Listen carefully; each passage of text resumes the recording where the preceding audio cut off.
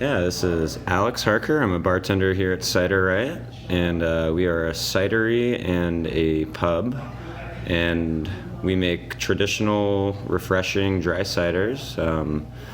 Some of them are single varietals, and some of them are blends. And yeah, we hold events here and make cider on site, and we have 12 taps, and yeah, crisp, refreshing cider made year-round.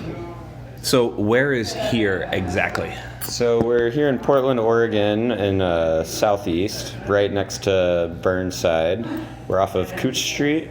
Burnside is a major thoroughway through Portland, so we get a good amount of traffic here, and yeah, we stay pretty busy.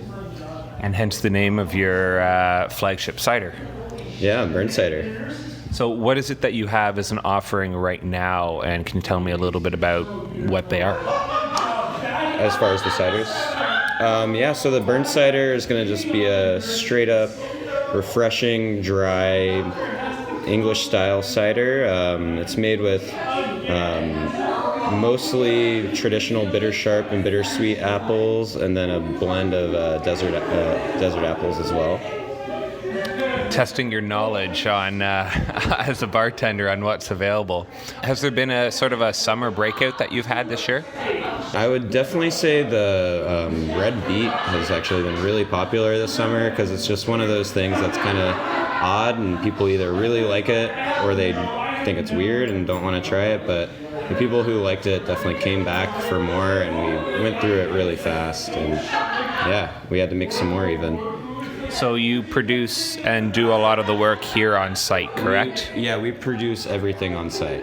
And then where is it that you source the apples? We get them through a variety of different orchards throughout Cascadia, but they're all Washington and Oregon grown apples. And we actually just got 6 full crates full of traditional cider apples. I'm spacing on the type right now, but so really good harvest year, and expect to make some tasty ciders out of them. And you've got a whole variety of very unique ciders, the Beet one, as you mentioned, some really nice hopped ciders there as well. Any idea where the ideas come from? I'm not sure where the ideas come from as far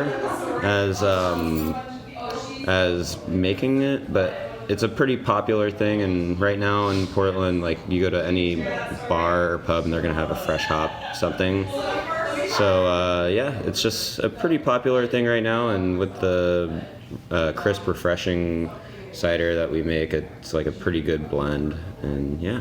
So the majority of what we've sampled so far has been very good, very crisp and clean. Is there sort of a theme that you're looking at, and what you sort of pride yourself in the work that's comes out of here? Absolutely, yeah. We aim to go for like a traditional English style dry cider.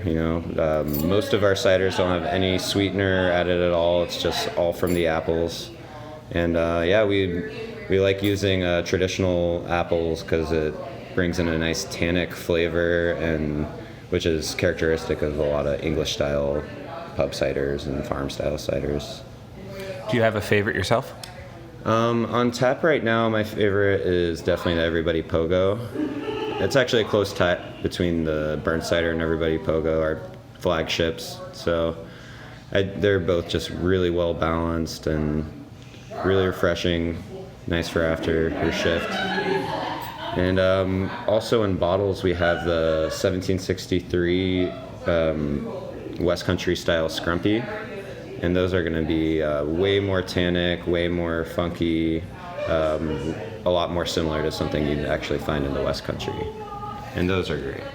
Where can people have a chance to sample your stuff? I know I've seen it online and social posts from a handful of places, but obviously being from out east in Canada, not accessible there. But where do you expand and are able to reach? So most of our distributing right now is in Cascadia, so Seattle, Vancouver, and Oregon. So mostly regional, but we do distribute to quite a few places around the country, and we distribute to grocery stores here in Oregon. Fred Meyer, definitely. Plaid Pantry. You can find it in some 7-Elevens even. So it's pretty accessible here in Oregon. But as far as distributing, if anyone has any contacts with distributors, we're more than happy to touch bases and see what we can work out. And I guess my final question sort of comes down to the city. How influential is the city on what you do here as both what you're making and the place and the environment that you present to everyone? I can't quite speak for the cider maker because I've only been in Portland for almost 5 years now, and he's lived in Oregon all of his life. So I'm sure there's a lot more of a connection to the city itself through him.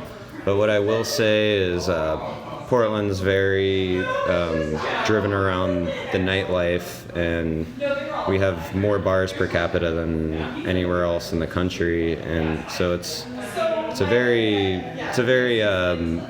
big industry here, and also we live in one of the best apple producing areas in the country, so it just makes a lot of sense to make cider here. And website, social media to follow? Yeah, we're on Instagram under Cider Riot, as well as Facebook. CiderRiot.com on the big web, and Facebook and Instagram just under Cider Riot. Pretty easy to find on Google as well. Thank you so very much. Absolutely. Thank you.